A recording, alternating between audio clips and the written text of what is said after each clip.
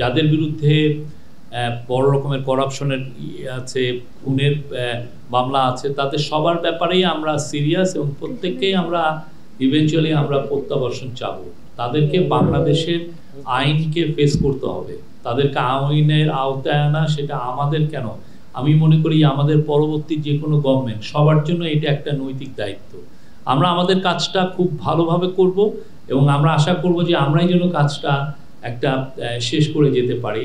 আর যদি আমরা এটা আমাদের সময় না করতে পারি, আমাদের নেক্সট জেনারেশন, আমাদের যারা নেক্সট গভর্নমেন্ট আসছে তারাও এই কাজটাই করবেন। কেননা এরা বাংলাদেশের মানুষের টাকা চুরি করে নিয়ে বাইরে যে মৌজ ফুর্তি করছেন, অবশ্যই আমরা তো তাদেরকে ফেরানোর একটা আমাদের এটা একটা নৈতিক দায়িত্ব এবং এটা এই কাজটা আমরা করব।